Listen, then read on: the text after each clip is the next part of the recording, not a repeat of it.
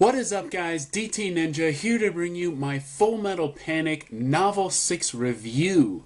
As you can see, the title is Dancing Very Merry Christmas. So, a lot of things happen in this novel, and I'm going to break it down for you guys and give you my thoughts on why I feel these scenes are important, are critical to the story. Also, I will be throughout giving you some interesting things that are in this book, which is the Anime Mission official guide for the anime series, and just some interesting fun facts and things like that. But let's get into the breakdown of the story. So basically, this takes place after the second raid. So this is the new material. We first get a mission, we start off on a mission, but then we go right back to Tokyo, and that's where our first scene is, and that's what I call Angel's birthday, because, as we all know, codename Angel is Kaname, right? Kaname is codenamed Angel by Mithril, so we are going to be talking about her birthday, because that is a focus of this novel, her birthday. Her birthday is on Christmas Eve, December 24th, and there's also a lot of things that happen on this date. So, basically, the class of his school, they are going on a field trip, and they have this luxurious boat, the cruise line, and they're going on this, and basically, it's during Christmas Eve. So the school has, gotten permission, and now they're going to go on it. But, Sosuke, first he says, yes, I'm going. I'm going to make sure everyone's safe. But then, suddenly, he changes his mind. He says, oh, I cannot go. I have a mission. And this is where Scene 1 comes in. So, Scene 1, like I said, I'm going to share some of these with you guys and give you why I think these are the most critical. Before I go into that, though, you guys can actually read this yourself. I put the link to my Google Drive, and it's got the link to this novel, so you guys can check it out. Just click on the link, and you can view the novel. If you want, you can download it as well.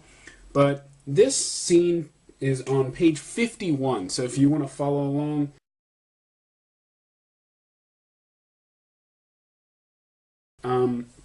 Basically, Kaname is really upset because this is during her birthday, and Sosuke is kind of blowing it off. He doesn't really think it's important. So she says, about Christmas, why are you skipping out on a special school trip? There's an operation. Another lie, Kaname thought. Even though it was just a party for Mithril. Was it so he could make a ruckus with everyone and get friendly with that girl? She hadn't thought he was that type of man to tell such a lie. I see. An operation, huh? Operation. Or better yet, why don't you just get married to Miss Operation? I don't really understand what you mean. Could you be more specific? Are you serious? Kaname said, glaring at Sosuke. So basically what happens is Kaname goes behind Sosuke's back and figures it out through her observer, which is Wraith, and she figures out it's a party. It's not a mission. It's not an operation. So she gets furious because obviously it's her birthday, right? It's supposed to be special. This is a time where, if they're boyfriend and girlfriend, it's usually an important day. But Sosuke, being the idiot, he kind of, blows it off, and instead, he intends to go spend time with Tessa at, Mithril's party. So that's a thing here that I think is critical. But the reason why this is critical is because this is what sets the tension between the two going into the mission. Now, there actually is a mission, and that's what makes it interesting. And that goes on to Scene 2. That's where we come to Scene 2, and that is Infiltration.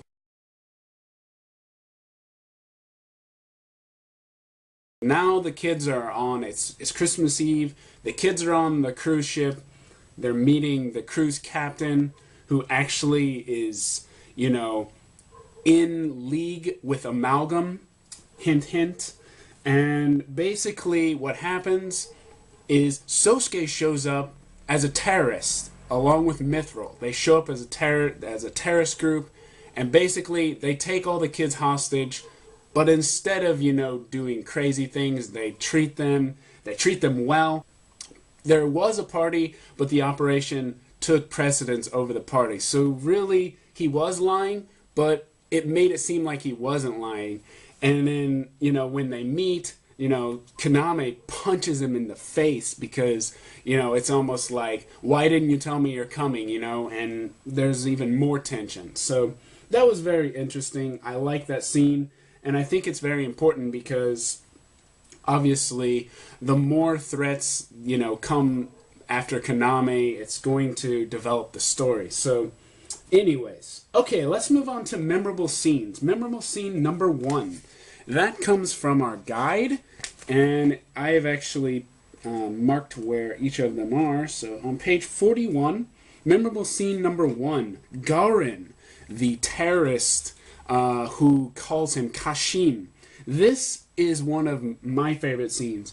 The battle versus Garin, when they first are held captive, the students are held captive, and, you know, Kaname and Sosuke are on their own in the forest, and he fights him battle head on.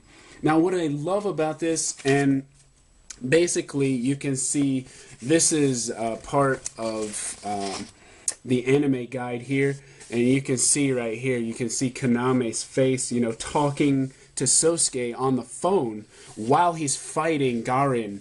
And the reason why I like this this battle is because it's not just one-on-one. Like I said, Kaname is actually helping him through it, and also, you know, that moment where he's like, she's like, close your eyes, you know, feel it in your mind. I love that scene because it's everything that he's not been taught. You know, you'd never close your eyes during, you know, a death match. That's crazy. But it works because everything in the Lambda driver that he's using, which is the special, you know, technology that she knows, it's linked to the mind and your subconscious. So it's very interesting how that works out. And I just love that scene because eventually, you know, you see, you know, the robot's head fly off at the end when he cuts him down, and you get the fire in the background, you know, and he's just walking, and then you see her like smiling face. I just love that scene. I just love that scene, how it was shown.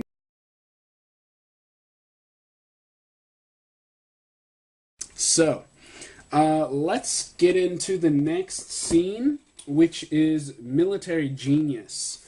And if you guys are following along, it's on page 214.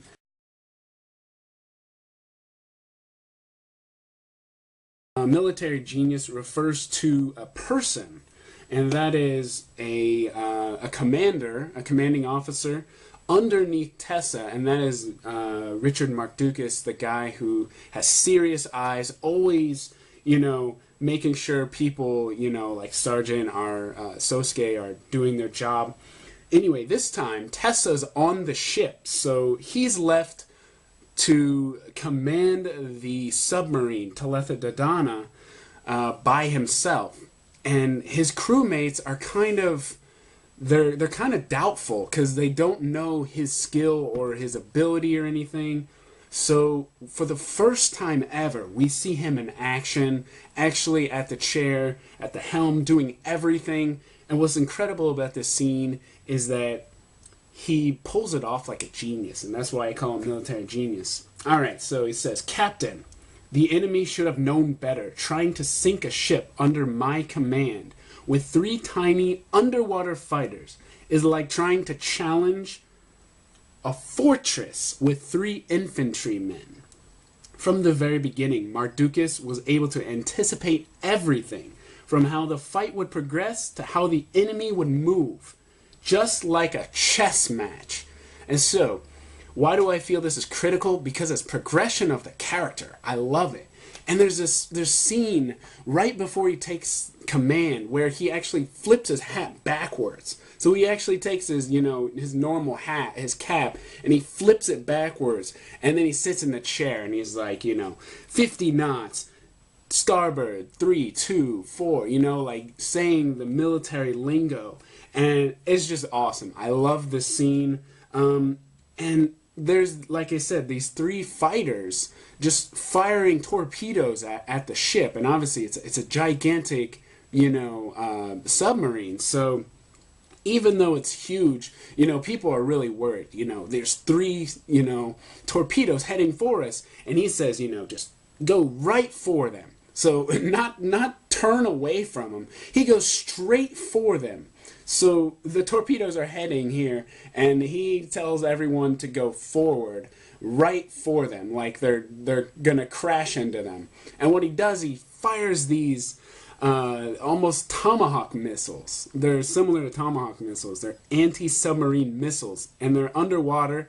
And basically, he fires them going the same direction, and they explode halfway. And basically, it just causes so much force that it causes the torpedoes to like go upwards. And what happens is they end up shooting down on those ships. So those ships feel the the actual damage. So instead of him being the one getting attacked, he's the one attacking. So it wasn't an actual evasive maneuver. He was going on the offensive, which was incredible because I love history and I love military tactic warfare type stuff. So that was really cool to see.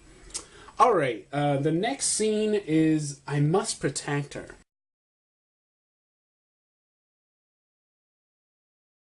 I must protect her obviously refers to Kaname, right? Sosuke's at this point where he figures out that the object, they're going after Kaname again. The ship captain is actually working for Amalgam, and they want Kaname. So what they do is they have these robots, the ones that Leonard had when he decided to kill one of those Chinese operatives. I think it was Garen's daughter. Anyways, he's got 10 of those going after Kaname, and Sosuke has to fight them all, and they're actually fighting them together. So that was a cool scene. And in that scene, Kaname says, why did I end up like this on my birthday, on Christmas Eve? How did I end up like this, This isn't a normal couple, So it's very interesting because in her mind, she's like, I will admit I love him, but at the same time, this is not how I planned it. So it's interesting. It's got, their dynamic, and it's also got, a little bit of understanding of the characters and what they're feeling. So I really like that as well. And the reason why it's important is because it progresses on the relationship. Okay, let's go Q&A with characters. Now, that will be on page 4 with Sosuke Sagara. Okay, so this is Sosuke's character profile. As you can see, we're going to go over a couple of the interview questions here. So Q&A with Sosuke. Okay, so first off, give us a little information, background on who you are. I'm registered to Jendai High School, junior, class 2-4. I'm not in any clubs. I was in charge of waste disposal for the school trip. And then the second question, aren't you actually a mercenary from Mithril? And he says, where did you hear that? Are you on a mission right now? Is that why you've transferred to Jendai High? I can't release that information. You don't have clearance. So this is the character speaking the answers. Hold on there. Japan is a relatively peaceful country. You don't have to wave a gun around all the time to be safe here. And he says, no matter what the situation, there's no such thing as complete security. What I'm about to say doesn't leave this room. Lately, I've been getting the impression that the subject I'm supposed to be guarding is actually trying to kill me. Oh, that's pretty funny, you know, because Kaname always hits him and kind of abuses him, right? Because he's so stupid. But anyways, that's a little Q&A with the character. We're going to go over Kaname in the next review, so this is just a look at it. I wanted to show you one more thing, and that's the Urzu 7 report. He is actually Urzu 7, Sosuke. And basically, it has everything on Kaname, so obviously he's done his homework, you know, everything he knows, stuff that she's very athletic, you know, she's, you know, a great student. He knows basically everything about her, as he's supposed to, because, you know, he's supposed to protect her life. But anyways, that's just a little look at the guide. Okay. Alright guys, let's move on to the next part. So I'm going to do a fun fact for today. The fun fact number 1 is that Tessa and Kaname, they are actually both whispered. We both know that.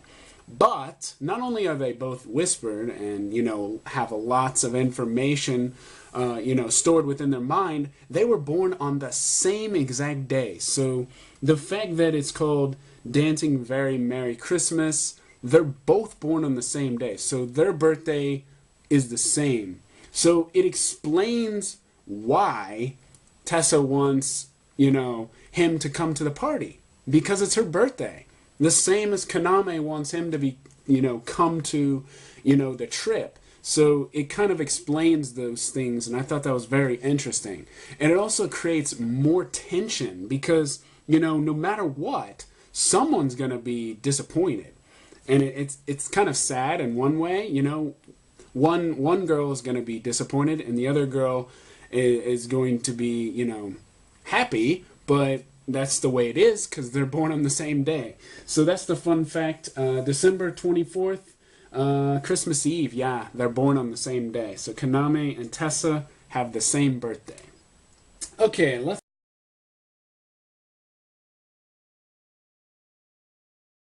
Scene 5, Kidnapped. Okay, so as you know, Amalgam is out for Kaname, and they want to kidnap her, right? So instead, they choose to do something that they never expected, and that's kidnap the captain. They kidnap Tessa. So this, you know, this captain who works for Amalgam, he kidnaps her. So he, you know, she ends up, you know, in the enemy's hands, and now Sosuke has to go on the suicide mission to get her back. And so here's what he says to Kaname right before he leaves. "Are you sure this will work?" "I don't know," Sosuke said. "But you said, there's something I want to talk to you about." It's something I just noticed earlier. Don't worry. It's probably a good thing, but I don't want to say it with the things being the way they are right now with her." The Arbalest's 2 eyes looked down at her. Its right hand moved and gave her a thumbs up. "When I come back, I want you to listen to me." So we get this dynamic that there's something between you know, Sosuke and Tessa, and he has to say something to her to be able to talk to Kaname. So it's obviously something important. So they're in a plane. So Tessa's in a plane with this Mr. Harris that's, you know, this secret, you know, agent for Amalgam. Kind of a secret agent. He's not really a secret agent, but he's working for them. He's being paid by them.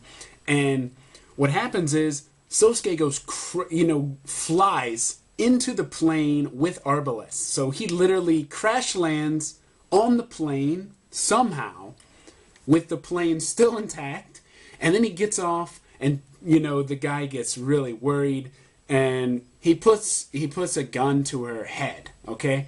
Or I think it's a knife. He puts a knife to her throat, and he's like, "Back off, you know, or I'll kill her." And so what Sosuke does, he just literally shoots him right between the eyes and shoots him without hesitation. So after he shoots it, you know, the plane goes crazy and it's twirling out of control. He literally gives her a pack to, you know, parachute, and he tosses her out the window. He has no parachute, so he does James Bond and literally skydives down to her and grabs onto her. And I love that scene because it's like, you know, it's not a romantic scene, but to her it kind of is.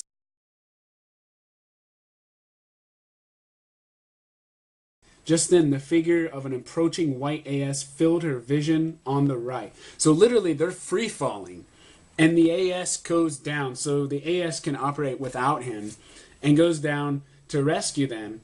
And literally, what happens is she says, "Mr. Sagara, yes. Do you like Kaname?" So here's the confession. That's what I call scene 6 confessions. Do you like Kaname? Probably, yes. And then she says, "More than me?" At the same time, at the end of his hesitation, he answers clearly, "Yes." And so this is a kind of a tense scene because it's her birthday, it's Christmas Eve, all this thing is happening. If it had been a normal way of being rescued, it would have been fine, but he rescued, you know, the man she loves. So it was kind of sad at the same time for her. But it was really cool. I love the James Bond scene. You know, really awesome. It was suicide. This scene really was. Okay, next scene. Behind the scenes, I call it. Scene 7.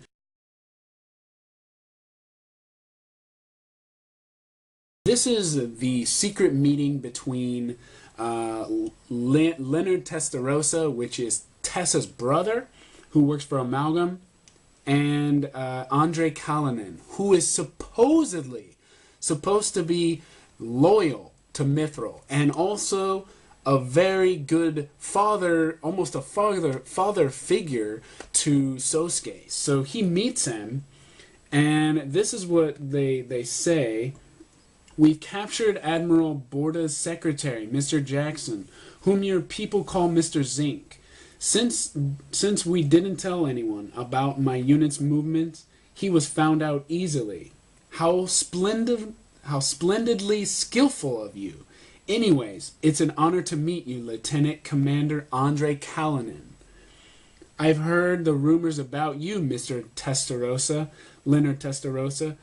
A waiter carried over vodka, and the two lifted their glasses. So obviously, this is a very important scene because this shows Kalinin is a traitor. Not only is he a traitor, he's like a father to Sosuke. So, I mean, this is going to be heartbreaking once, you know, this comes to light when he finds it out.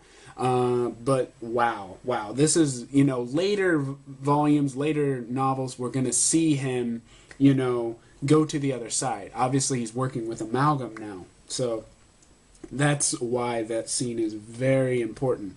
Okay, the last scene, which is Deep Blue Ocean. It's the final scene in the epilogue.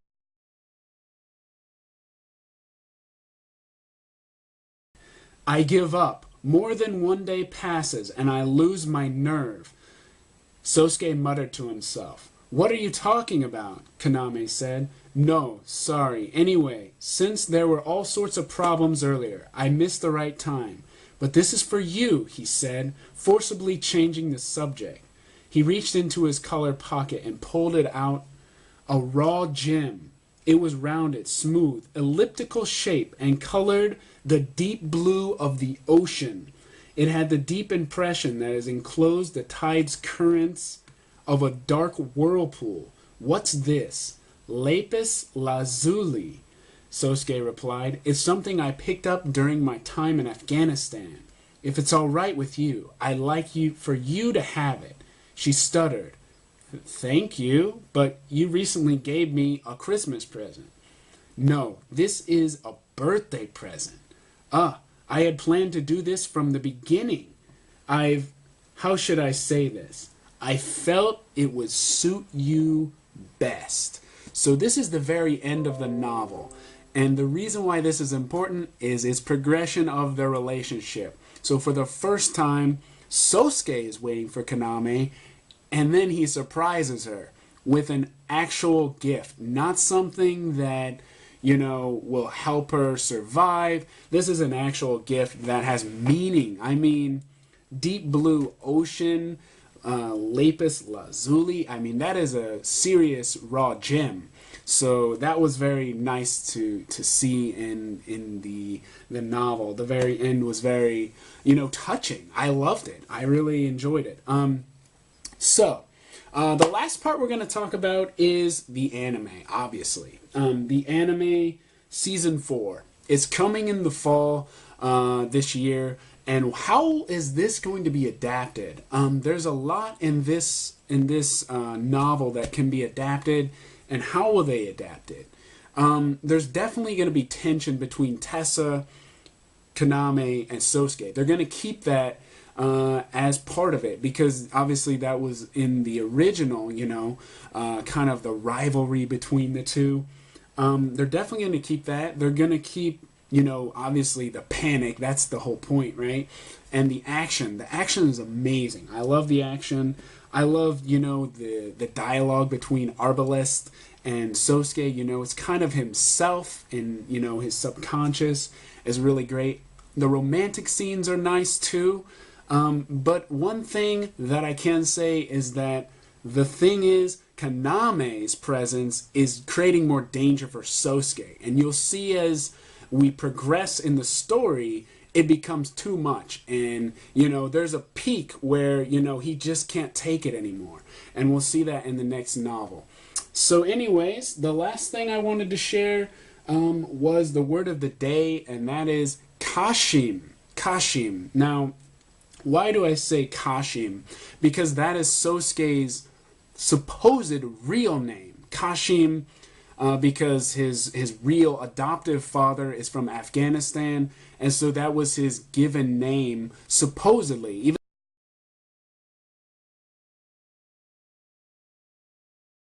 that's why Garen always called him Kashim.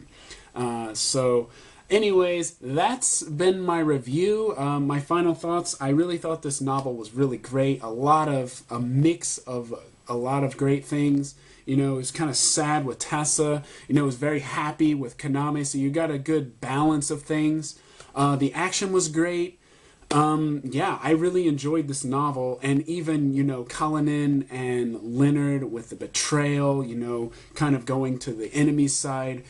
It's very interesting, and it makes me want to learn why would he do such a thing. You know, we know they were enemies. Sosuke and him were enemies at one time. So there's something there that we still don't know. But anyways, I hope you guys enjoyed my review. Yeah, and hopefully it wasn't too much over your head.